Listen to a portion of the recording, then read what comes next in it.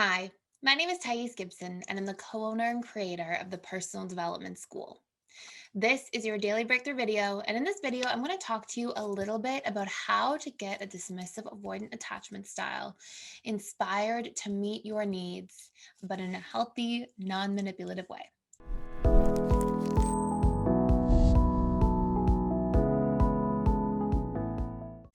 So we will dive into this video. We'll talk a little bit about that, some different tips and tools you can use.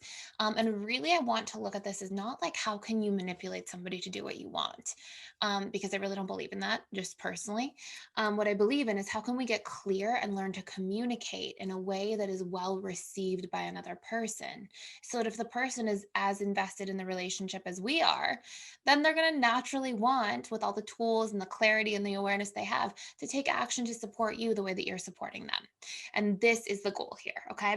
So, point number one.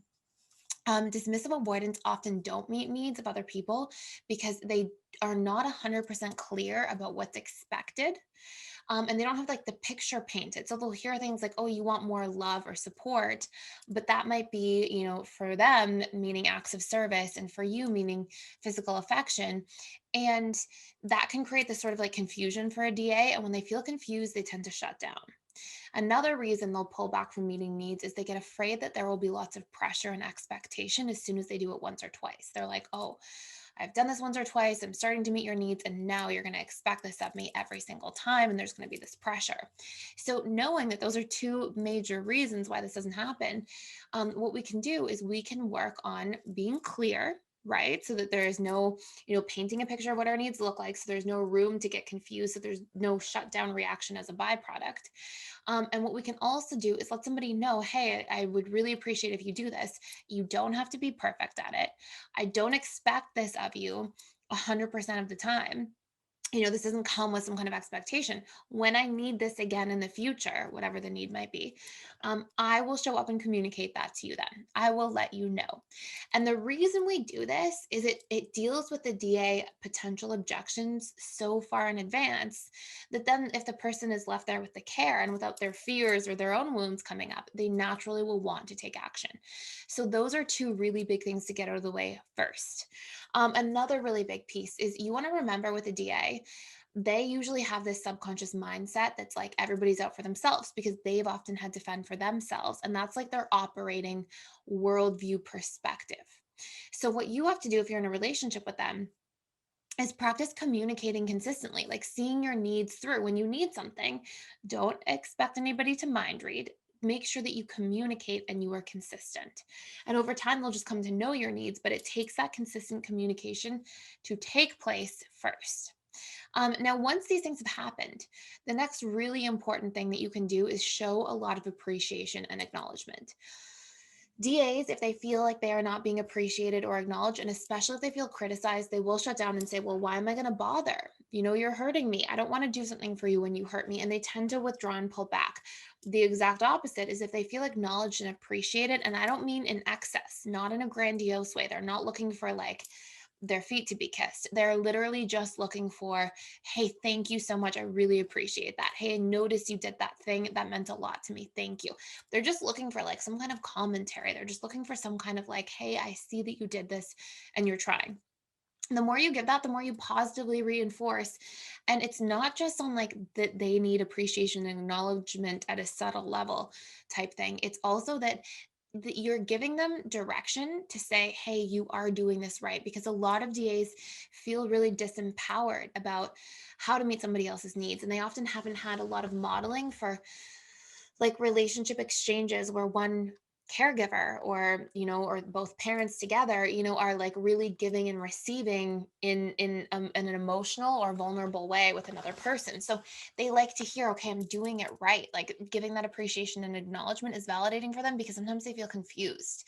Another thing is make them feel important and like needed. So if you are letting them know, hey, I really need your help with this because you're really great at helping me with this thing, or you're the one person that I know helps the best with this thing. And don't like make things up if they're not true. Just if there's certain things that are like really select or important about that specific person, Maybe it's somebody who always helps you with your computer. Maybe it's somebody that always helps you with organizing stuff, like whatever it might be. If they're that one person that does that really well, let them know. DAs do like to feel they get a sense of significance from feeling needed, but in short, subtle forms, not in a more pervasive way like an FA or an AA. So that is very important as well. And fearful, avoidant, and anxious, preoccupied for anybody who doesn't know what I'm talking about. Another thing is consistently see your needs through so that there's sort of this slow build up over time. Don't drop all your needs on the table at once because the DA will get overwhelmed. Do one need at a time, maybe once per week, then do another one and then another one. And this can be like in your relationship to a parent, in a relationship to a caregiver. I guess that's still probably a parent figure. But it can also be in the relationship to like a friend, a family member in general, a romantic partner. Like it doesn't really matter who this relationship is, all these same principles still apply. And then the other things that you want to do is you also want to be available to meet their needs, again, in a way that takes yourself into consideration, that creates like sort of a nice, fair exchange between the both of you, so that it's not too out of balance at any point. It doesn't have to be like 50-50, 100% of the time. There will be ebbs and flows of relationships, and that's healthy. But just making sure that there's, this harmony in terms of the giving and receiving so that that cycle can kind of flow there together. And let the DA know that it's healthy to ask for their needs to be met, that it's healthy to open up, that it's safe to communicate, that these are really good parts of relationships so that they see that this exchange is possible. And that's about it in terms of some really important ways of inspiring DAs to meet your needs. I know other people may talk sometimes about how the way to do it is to to trick them into doing this or trick them into doing that. I really don't believe in that. Like as soon as we disrespect somebody else's like sovereignty as a human being, we run into a lot of different troubles later on in long term. And so it's really important that we learn to inspire people to meet our needs by being clear about what our needs are, by knowing that we can open up about our needs in general, and then doing the work to do this stuff. And if you want to do a much deeper dive into all of this, the best courses for this by far are so in depth. Discover, Embrace, and Fulfill Your Personal Needs will tell you all about your needs in a relationship, the ways in which you give and receive love, the ways in which other people give and receive love, help you learn other people's needs in a relationship. And then the Advanced Needs course then takes that and helps you communicate effectively, helps you advocate for your needs, see them through, learn what fears you have around expressing them, and reprogram those fears. And then it also helps you a step further, to really learn to receive, because some people can get really good at all the other steps but have receiving blocks, and it helps you to reprogram those as well. So those are really powerful courses to do a deep dive into.